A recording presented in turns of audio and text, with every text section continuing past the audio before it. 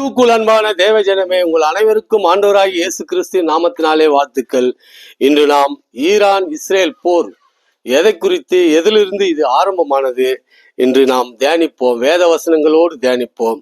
ஏனென்றால் ஒவ்வொரு யூடியூப் சேனலில் ஒவ்வொரு விதமாக ஆண்டவருடைய செய்தியை மாற்றி மாற்றி ஒவ்வொருத்தரும் அவர்களுடைய விருப்பத்துக்கு ஏற்றபடி பேசுகிறார்கள்.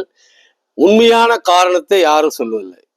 ஆயிலுக்காக தான் அமெரிக்கா போர் தொடுத்தது அப்படின்ற ஒரு சாராரும், மற்றவர்கள் இஸ்ரேல் தான் முதல்ல போர் தொடுத்தது என்று இப்படி பல பேர் பலவிதமாக பேசுகிறார்கள். ஆனால் வேத ஆதாரத்துடன் இஸ்ரேலுக்கும் ஈரானுக்கும் எதனால் போர் தொடர்ந்தது, எப்பதிலிருந்து இந்த போர் தொடர்ச்சியாக நடந்து கொண்டு இருப்பதை குறித்து நாம் இன்று தியானிப்போம். ஈரான் தேசத்தை குறித்து, அன்றைய பெர்சியா இன்றைய ஈரான், அந்த பெர்சியா தேசத்தை குறித்து வேதாகமத்தில் என்ன கூறப்பட்டிருக்கிறது என்பதை நாம் வேத ஆதாரத்தினுடன் தியானித்து பார்ப்போம். ஏனென்றால்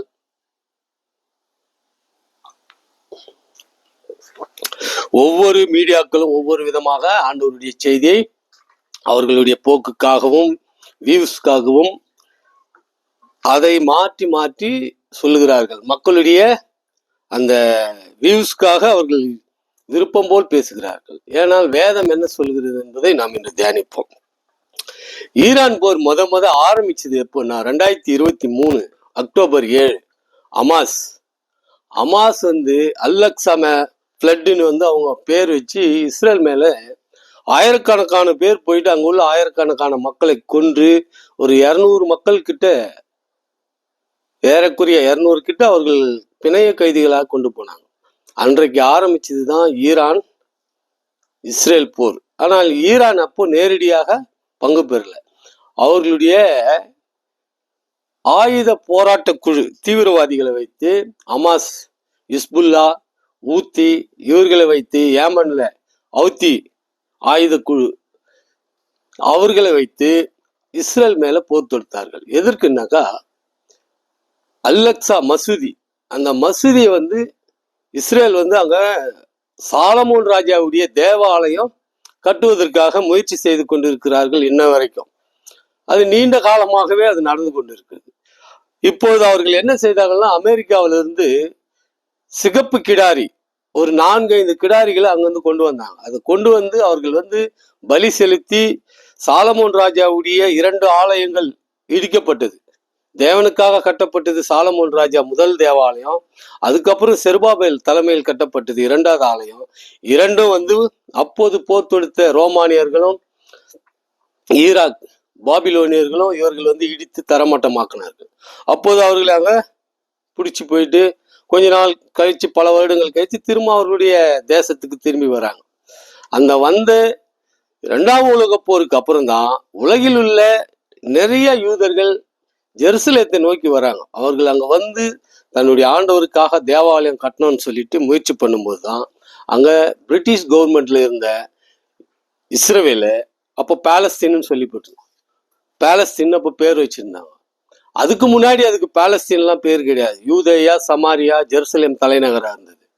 அப்போ என்ன செஞ்சாங்கன்னாக்கா, அவர்களுக்குன்னு ஒரு தனி, அவர்களுடைய சொந்த பூமியை மீட்டெடுத்து பணம் கொடுத்து வாங்கி, கவர்மெண்ட் அன்றைக்கு இருந்த பிரிட்டிஷ் அரசாங்கம் அவர்களுக்குன்னு ஒரு நிலப்பரப்பு ஒதுக்கி அவர்கள் ஒரு தனி நாடு அமைச்சாங்க. அன்றை மறுநாளே போர் தொடுத்தவர்கள் தான் இந்த அரபிய நாடுகள். இவர்கள் நீதி நியாயத்தை பத்தி எல்லாம் இன்னைக்கு நிறைய மீடியாக்கள் பேசுறாங்க.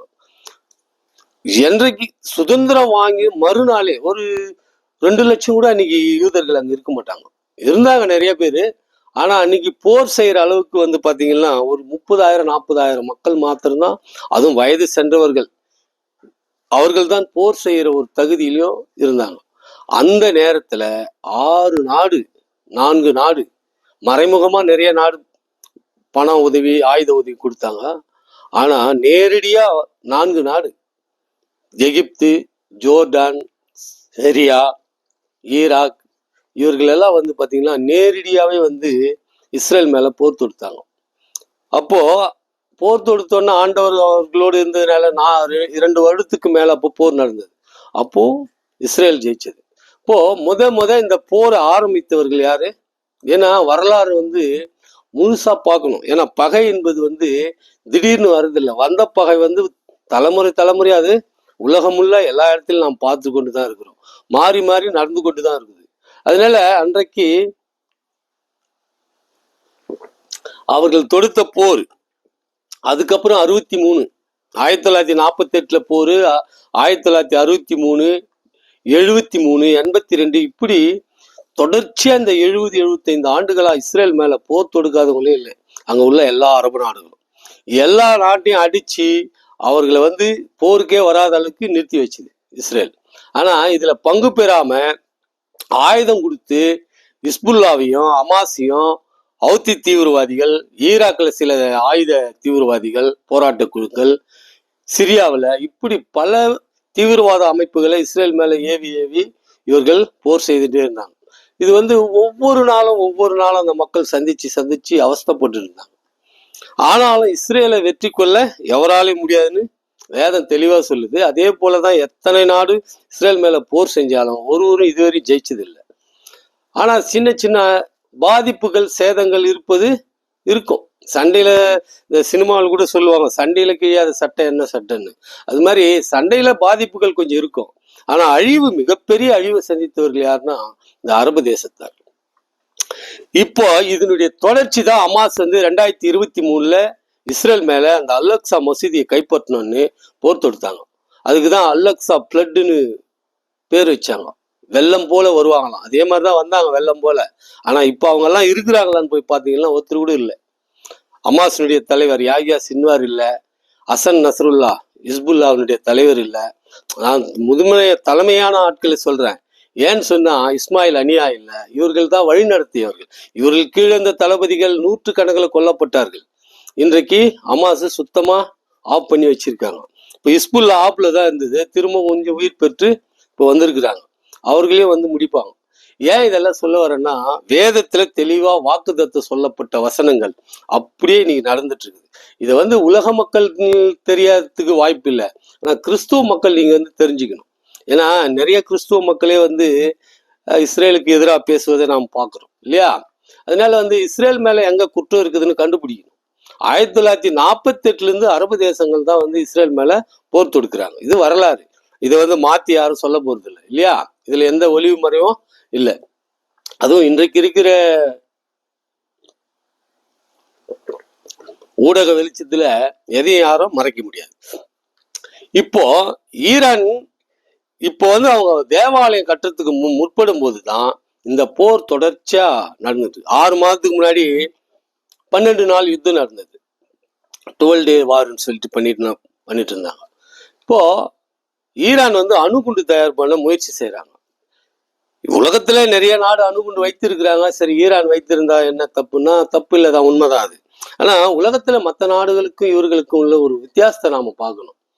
4 வருஷமா உக்ரைன் ரஷ்யா போர் நடந்து கொண்டிருக்கு. இதுவரை வந்து அணுகுண்டு போடுவோன்னு எந்த ஒரு மிரட்டலும் புட்டின் வந்து கொடுத்ததில்லை இல்லையா? அவர்கள் கீழே உள்ளவர்கள் யாராவது வந்து மறைமுகமா பேசியிருக்கலாம். ஆனா நேரடியா வந்து நான் வந்து அணுகுண்டு போட்டுருன்னு சொன்னதில்லை. அமெரிக்கா வந்து நான் 2ஆம் உலக போர்ல போட்டதுக்கு அப்புறம் எத்தனையோ போர்கள் பண்ணாங்க. இதுவரை யாரும் மிரட்டுனது இல்லை. ஆனா ஈரானை எடுத்துக்கிட்டீங்கன்னா, தூங்கி எழுந்ததுமே Israel to death, America to death, இதே தான். இந்த 40-50 வருடங்களா இப்போ இருக்கிற அது கொமேனி இறந்துட்டாரு இல்லையா? அயதுல்லா அலி கமேனி இறந்துட்டார்ல, அவர் சொல்லி கொடுத்த அந்த மக்கள் மனதில அது ஒரு பெரிய செய்யுள் மாதிரி, பாடம் மாதிரி, வேத வாக்கு மாதிரி அப்படியே பிடிச்சிட்டாங்க.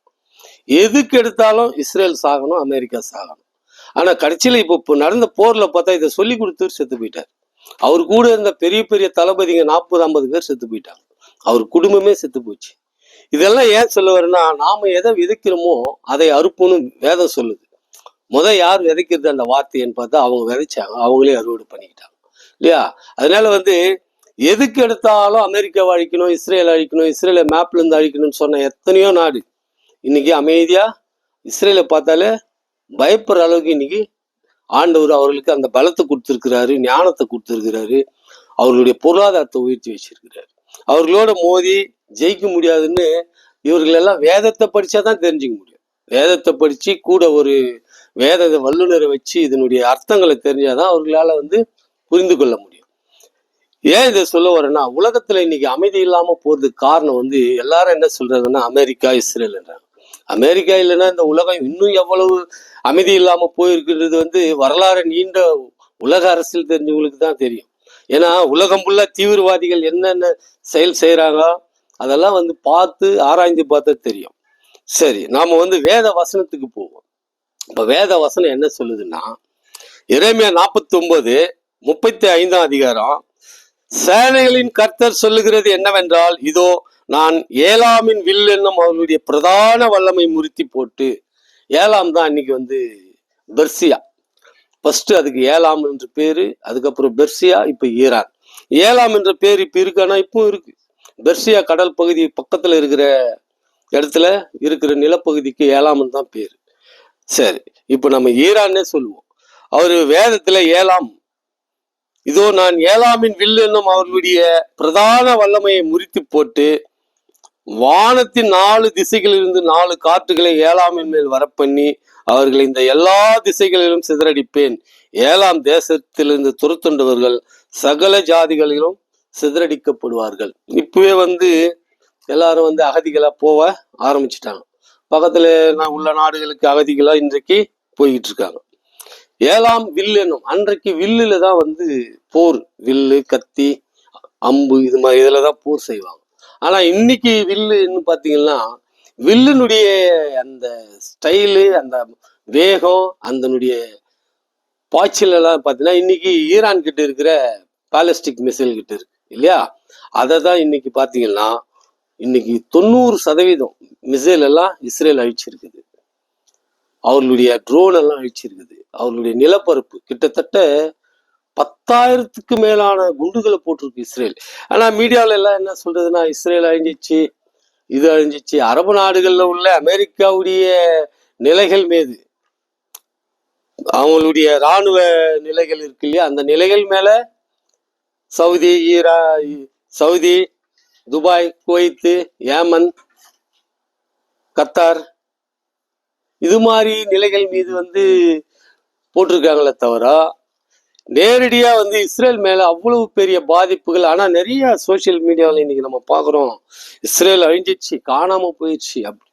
ஆனா இந்த யுத்தத்தின் இறுதியில தான் அவர்களுக்கு புரியும் இஸ்ரேல் என்றைக்குமே நிலை நிற்கும்னு சொல்லிட்டு. ஏன்னா வேதம் அதுதான் சொல்லுது.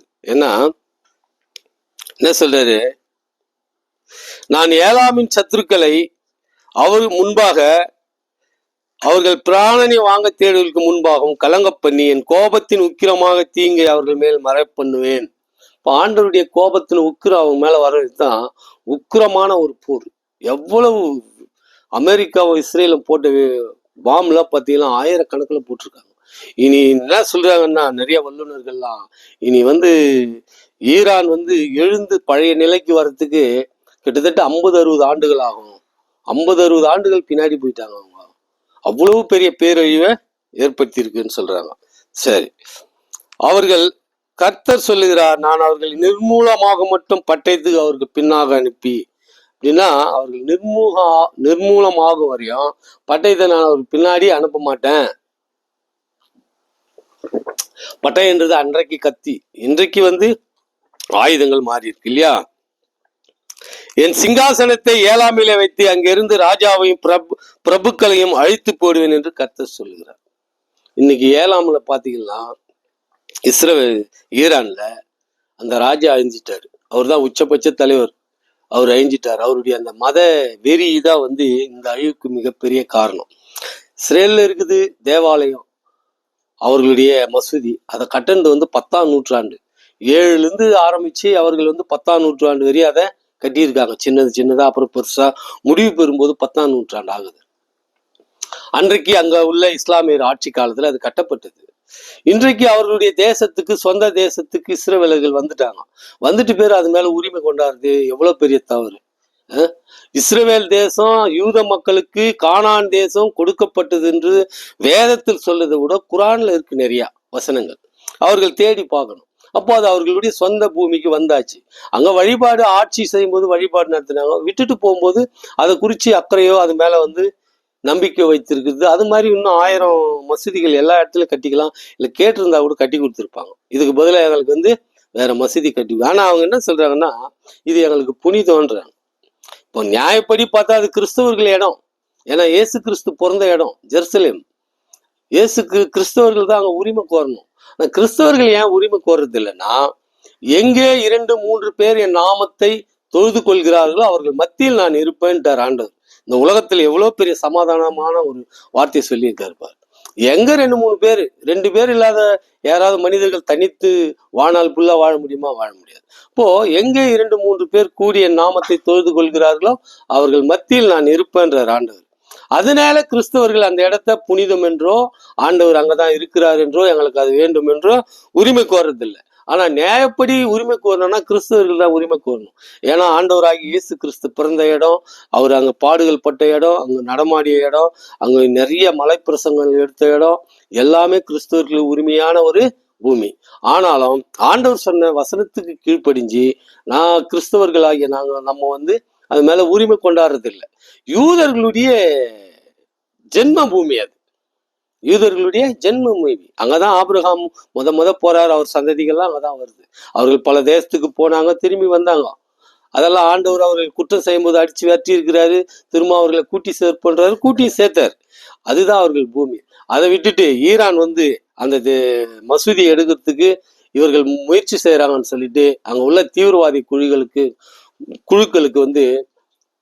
கோடியான பணங்களை கொட்டி ஆயுதங்களை கொடுத்து தன் நாட்டு மக்களுடைய கல்வி, அவர்களுடைய சுகாதாரம், அவருடைய வளர்ச்சி அதுக்கு முக்கியத்துவம் கொடுக்காம, அவர் வயதான ஒரு 86 வயது அவருக்கு. வயதானாலே எல்லாம் குழந்தை தன்மைக்கு மாறுவாங்க மனிதர்கள், குழந்தை போல குணங்கள் வரும். ஆனா அவருக்கு அரக்க குணம் வந்துருக்கு.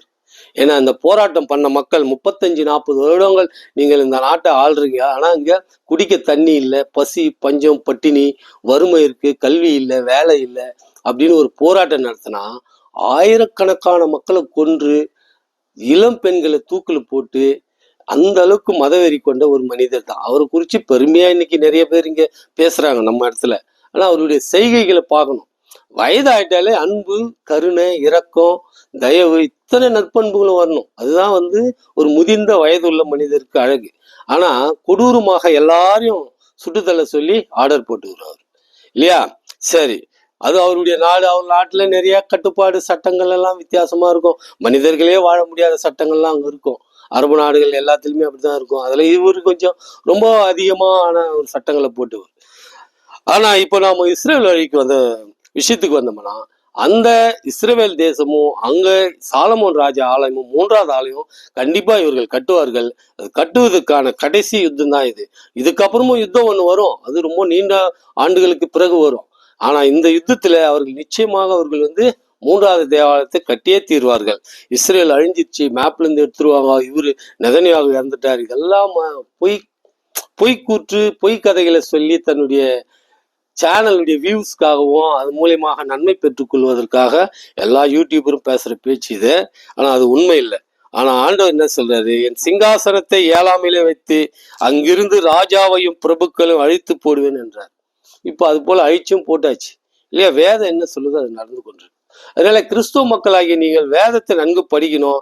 இது கடைசி காலம். அங்க தேவாலயம் கட்டுறாங்கன்னா நம்மளுடைய ஆண்டவருடைய 2ஆம் வருகை ஆரம்பமாயிடுச்சு. நாமெல்லாம் அதுக்கு தகுதி உள்ளவர்களா இருக்கணும். அங்க ஆலயம் கட்டட்டும் கட்டாம இருக்கட்டும், அதை குறித்து நமக்கு பிரச்சனை இல்லை. ஆனா அதெல்லாம் நமக்கு அடையாளங்கள். அந்த அடையாளங்களை நாம உற்று நோக்கணும். அதே மாதிரி நீதி யார் பக்கம் இருக்குது, நியாயம் யார் பக்கம் இருக்குது நாம பார்க்கணும். இப்போ இஸ்ரேல்ல பண்ணாத போராட்டங்கள் இல்லை. அவர்கள் ஒரு ஆளை இதுவரை ஷூட் பண்ணதில்லை. அமெரிக்காவில் நடக்காத போராட்டம் இல்லை, ஒரு ஆளை ஷூட் பண்ணதில்லை. ஆனா ஈரான்ல ஒரே ஒரு 10 நாள் கூட போராட்டம் நடக்கல, ஆயிரக்கணக்கான மக்களை கொன்று குவிச்சுட்டாங்க. இவர்கள் எப்படி மற்றவர்கள் மேல உண்மையாகவும் நன்மை செய்யறவர்களாகவும் ஒழுங்குள்ளவர்களாகவும் இவர்கள் பேசுறாங்க? மற்ற வீடியோவில் பேசுறதுன்றது நமக்கு புரியல. அது அவர்கள் விருப்பம். ஆனால் கிறிஸ்துவ மக்களாகிய நீங்கள் இந்த தேவாலயம் கட்டும்போது ஆண்டவருடைய வருகை சமீபமா இருக்குது என்பதை நாம் புரிந்து கொண்டு தேவனுக்கு ஏற்ற பிள்ளைகளாக, ஒழுக்கம் உள்ளவர்களாகவும், அன்புள்ளவர்களாகவும், இரக்கம் உள்ளவர்களாகவும், கருணை உள்ளவர்களாகவும், தயவுள்ளவர்களாகவும் நாம் வேதத்தில் சொல்லபடி நாம் வாழ்ந்தோமானால் ஆண்டவருடைய 2ஆம் வருகையில் நாம் பங்கு கொள்வோம் என்று கூறிக்கொண்டு இத்துடன் இந்த பதிவை முடித்துக் கொள்கிறேன். ஆமேன்.